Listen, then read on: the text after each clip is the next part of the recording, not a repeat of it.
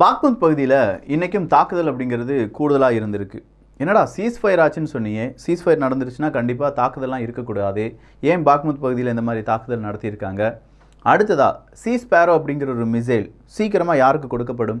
உக்ரைனுக்கு கொடுக்கப்படும், அதுக்கான தேவை இருக்குது அப்படின்னு சொல்லி அமெரிக்கா சொல்லியிருக்காங்களே, அதுக்கு பின்னாடி அமெரிக்கா போடுற கணக்கு என்ன? இல்லை மறுபடியும் ஒரு $3 பில்லியன் அமெரிக்க டாலர் கொடுக்குறேன்னு சொல்லியிருக்காங்களே, ஏன் இவ்வளோ பெரிய தொகையை உடனடியாக அமெரிக்கா உக்ரைனுக்கு கொடுக்குறாங்க? பல செய்திகளை இந்த ஒரு பதிவு வழியாக பார்க்க போகிறோம். எல்லாத்தையுமே பார்த்துடலாமா?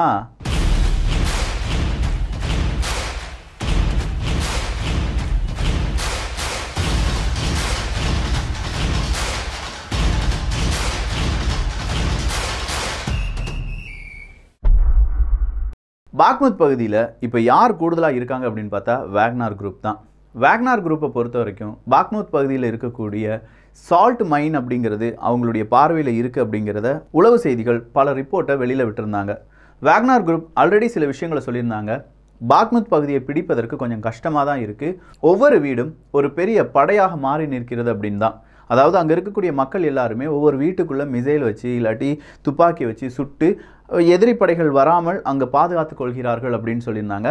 இதனாலே எங்களுடைய பல வீரர்களை நாங்கள் இழக்க வேண்டியதாக இருக்குது அப்படின்னு சொல்லி வேக்னார் குரூப்பினுடைய தலைவர்லாம் சொல்லியிருந்தார். அது இப்போ உறுதியாக நம்பப்படுது. அந்த அளவுக்கான ஒரு ரெசிஸ்டன்ஸாக அங்கே இருக்கக்கூடிய நபர்கள் காண்பித்திருக்கிறார்கள்.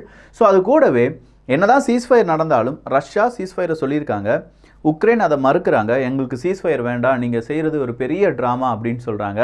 ஒரு கட்டத்தில் சீஸ்ஃபயர் செய்த பிறகும் ஏர் சைரன் அப்படிங்கிறதும் ஏர் ஸ்ட்ரைக் அப்படிங்கிறதும் ரஷ்யாவும் வேக்னார் குரூப்பும் செஞ்சாங்க அப்படிங்கிறது இன்றைக்கும் உக்ரைன் சொல்லியிருக்காங்க. ஸோ உக்ரைனுடைய இந்த ஒரு செய்தியை உலக நாடுகள் ஓகே சொல்லியிருக்காங்க. அதாவது அவங்க கண்டிப்பாக செஞ்சுருப்பாங்க.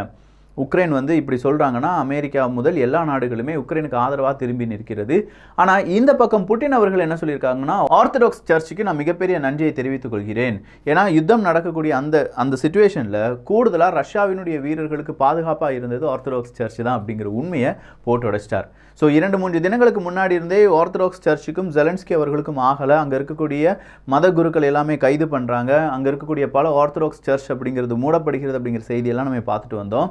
அதுக்கு பின்னாடி அவங்க உதவியாக இருந்திருக்காங்க அப்படிங்கிற ஒரு நன்றியை புட்டின் அவர்கள் சொன்ன பிறகு ஜெலன்ஸ்கி அவர்கள் செஞ்சது சரிதான் அப்படிங்கிற மாதிரியான அந்த டாக்கும் இப்போ சோஷியல் மீடியாவில் வர தொடங்கியிருக்கு. அடுத்ததாக சீஸ்பேரோ அப்படிங்கிற ஒரு மிசைல் தான். சீஸ்பேரோ அப்படிங்கிற இந்த மிசைல் சீக்கிரமாக யாருக்கு தேவையாக இருக்கும்? இங்கே உக்ரைனுக்கு தேவையாக இருக்கும்.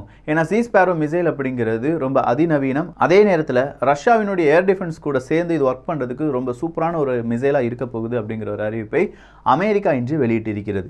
ஸோ சீஸ்பேரோ மிசைல் அப்படிங்கிறத பற்றியான எக்ஸ்பிளனேஷனை நாளைக்கு நம்ம வியூகத்தில் பார்த்துடலாம். ஆனால் அதுக்கு முன்னாடி இப்போ இந்த ஒரு மிசைலை மட்டும் கொடுப்பதா அமெரிக்கா சொல்லலை.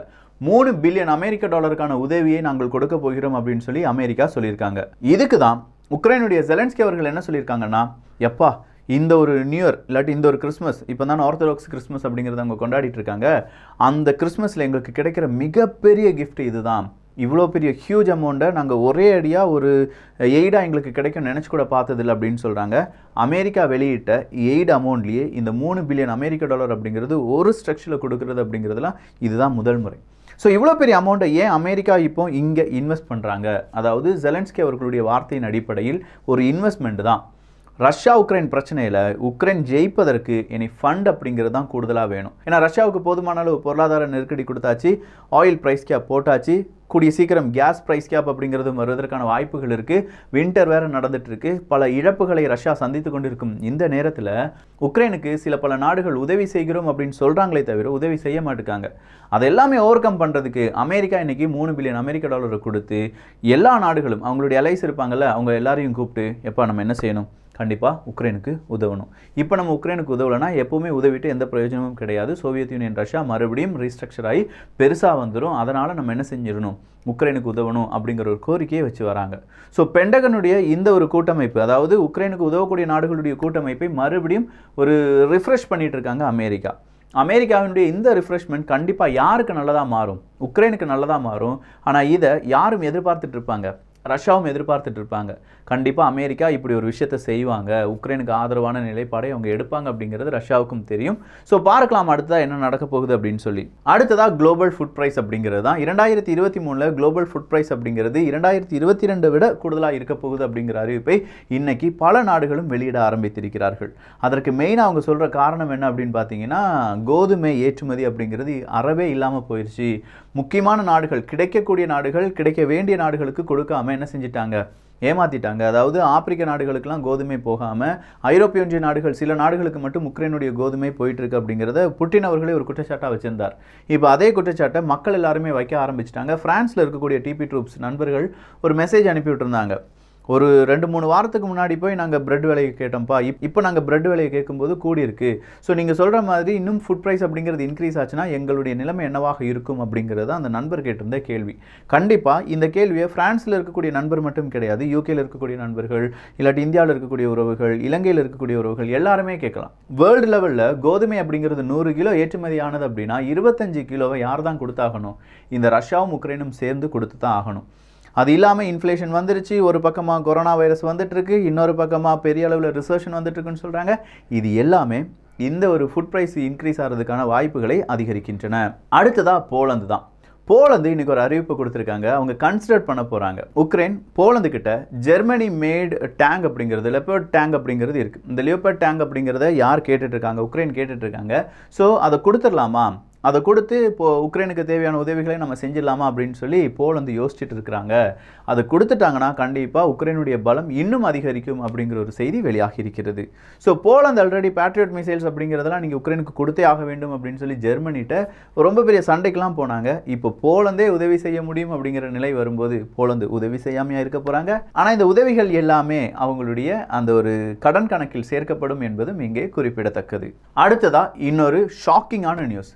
கிட்டத்தட்ட 5 லட்சம் ராணுவ வீரர்களை புதுசாக ரஷ்யா உள்ள அனுப்புவாங்க அப்படிங்கிறது தான். இதை சொன்னது யார் அப்படின்னு பார்த்தீங்கன்னா, இன்டெலிஜென்ஸ் ரிப்போர்ட். யூகேனுடைய இன்டெலிஜென்ஸ் கிடையாது, உக்ரைனுடைய இன்டெலிஜென்ஸ் ரிப்போர்ட் சொல்லியிருக்காங்க. ஸோ உக்ரைனுடைய இன்டெலிஜென்ஸ் ரிப்போர்ட் தன்னிச்சையாக இந்த செய்தியை வெளியிட்டிருப்பார்கள் அப்படின்னு கேட்டால் இல்லை. ஏதாவது சிஐஏவோ இல்லாட்டி யூகேனுடைய இன்டெலிஜென்ஸ் ரிப்போர்ட்டை ஏதாவது ஒன்று கொடுத்துருந்தா தான் அதன் அடிப்படையில் அவங்க அதை கிராஸ் செக் பண்ணுறதுக்காக இப்படி ஒரு செய்தியை வெளியிட்டிருப்பார்கள். ஸோ 5 லட்சம் ராணுவ வீரர்களை புதுசாக ஏன் ரஷ்யா உள்ள மொபிலைஸ் பண்ண போகிறாங்க அப்படின்னு கேட்டால், ஆல்ரெடி நம்ம பார்த்தோம், இந்த வின்டர் முடிஞ்ச உடனே ரஷ்ய ராணுவ வீரர்கள் புதுசாக பல ராணுவ வீரர்களை உள்ளே கொண்டு வந்து அவங்களுடைய பார்டர் எல்லாமே க்ளோஸ் பண்ணி தாக்குதல் ஆரம்பிப்பாங்க அப்படின்னு சொல்லி பார்த்தோம். அதற்கான தயாரெடுப்பு நடவடிக்கை தான் இந்த 5 லட்சம் ராணுவ வீரர்கள் அப்படின்னு சொல்லப்பட்டிருக்கிறது. இந்த 5 லட்சம் ராணுவ வீரர்களை எப்படி ரஷ்யா கண்டுபிடிப்பாங்க அப்படிங்கிற இன்னொரு செய்தியும் இருக்குல்ல. ரஷ்யாவை பொறுத்த வரைக்கும் ராணுவ வீரர்கள் எவ்வளோ தூரம் எவ்வளோ வயசு வரை அவங்க இந்த ராணுவத்தில் இருக்கலாம் அப்படிங்கிறதுக்கான சட்டம் மாற்றியமைக்கப்பட்டிருக்கிறது. கட்டாயமாக ராணுவத்தில் பணிபுரிய வேண்டிய சட்டம் அப்படிங்கிறது மாற்றியமைக்கப்பட்டிருக்கிறது. இந்த உக்ரைன் பிரச்சனைக்கு ஸ்பெஷல் மிலிட்டரி ஆப்ரேஷனுக்கு எந்த மாதிரியான ராணுவ வீரர்கள் கிடைப்பார்கள், அவர்களுக்கு ஊதியம் அப்படிங்கிறது ரொம்ப கூடுதலாக கொடுப்போம் அப்படின்னு சொல்லியிருக்காங்க. இப்படி பல இடங்களில் ரஷ்யாவுக்கு ராணுவ வீரர்களுடைய தேவை அதிகரித்திருக்கிறது. அந்த தேவையை பூர்த்தி பண்ணுறதுக்காக ராணுவ வீரர்களுக்கு பல அலவன்ஸ் அப்படிங்கிறதையும் ரஷ்யா கொடுத்துட்டு வராங்க.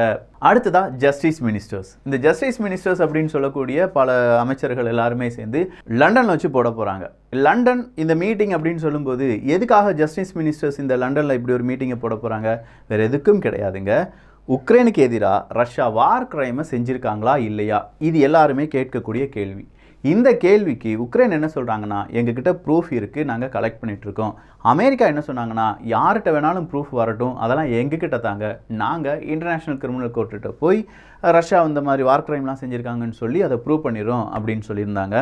ஸோ எல்லா நாடுகளுமே, அங்கே இருக்கக்கூடிய போலந்தாக இருக்கட்டும், பல்கேரியாவாக இருக்கட்டும், எல்லாருமே என்ன செய்ய ஆரம்பித்தாங்கன்னா, கொஞ்சம் கொஞ்சமாக ப்ரூஃப் அப்படிங்கிறதும் இங்கேருந்து வெளியில் போயிருப்பாங்கள்ல. இப்போ உக்ரைன்லேருந்து நிறைய நபர்கள் வெளியில் போயிருப்பாங்க, அகதிகளாக வந்திருப்பாங்க, இல்லை கொஞ்ச நாட்களுக்கு தற்காலிகமாக இங்கே மாறி நிற்கலாம் அப்படின்னு சொல்லி அவங்களுடைய உறவினர்கள் வீட்டுக்கு வந்திருப்பாங்க. ஸோ அவங்கக்கிட்ட எல்லாமே இந்த மாதிரி ரஷ்யா என்ன செஞ்சாங்க, அதுக்கான ப்ரூஃப் இருக்கா அப்படிங்கிறத கேட்டு ஒவ்வொரு வீட்டுக்கும் போகிறாங்களாம். இப்படி ப்ரூஃப் இருந்தால் தாங்க, அதை நாங்கள் சப்மிட் பண்ணுறோம் அப்படின்னு சொல்லி ஒவ்வொரு வீட்டுக்காக போய் இந்த ப்ரூஃப் எல்லாம் கலெக்ட் பண்ணிட்டு இருக்காங்க.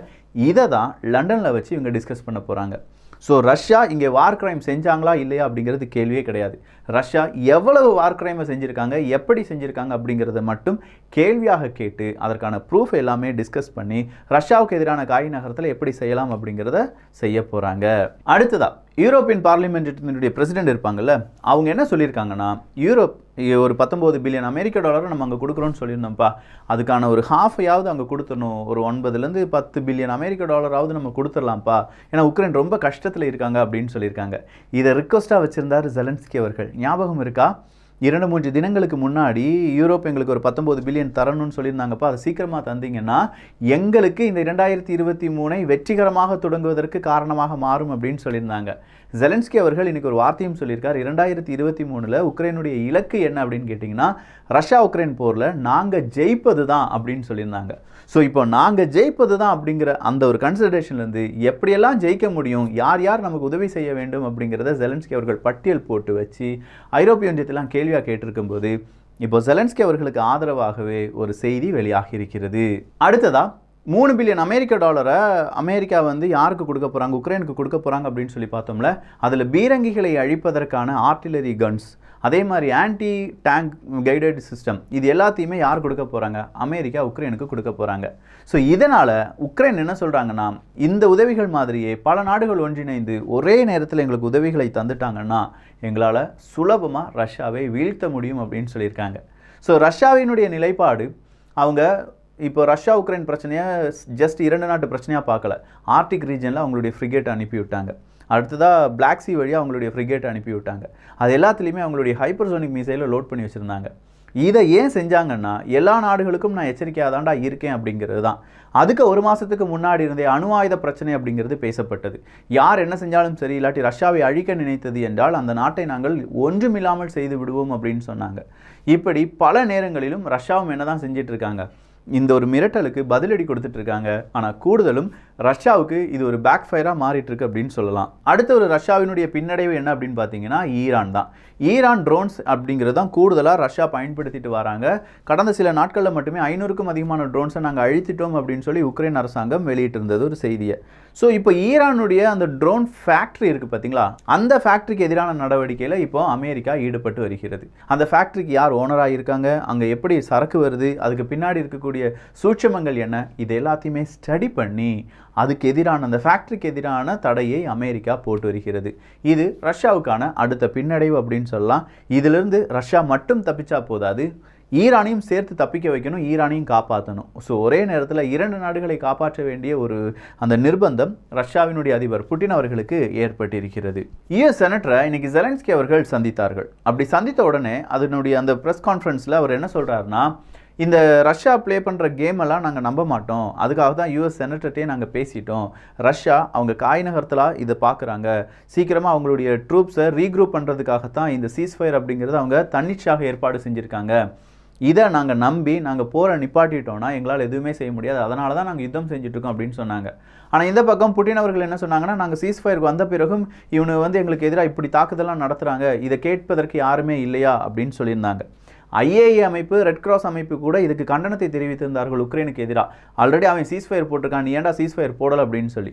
ஸோ இன்னைக்கு மறுபடியும் அமெரிக்கா அவங்களுடைய எக்ஸ்பிளனேஷனை கொடுக்க ஆரம்பிச்சிருக்காங்க. இந்த சீஸ்ஃபயர் அப்படிங்கிறது ஒரு போலியானது, அந்த போலியை நம்ப மறுத்த உக்ரைன் எல்லா நாடுகளையும் கூப்பிட்டு போலியான இந்த சீஸ்ஃபயருக்கு நாங்கள் ஆதரவு கொடுக்க மாட்டோம், அப்படி ஆதரவு கொடுத்தா எங்களை அடிச்சிடுவாங்க, அதனால் நாங்கள் ஆதரவு கொடுக்காமல் இருக்கோம் அப்படிங்கிற எக்ஸ்பிளனேஷனை எல்லா நாடுகளுக்கும் கொடுத்துட்ருக்காங்க.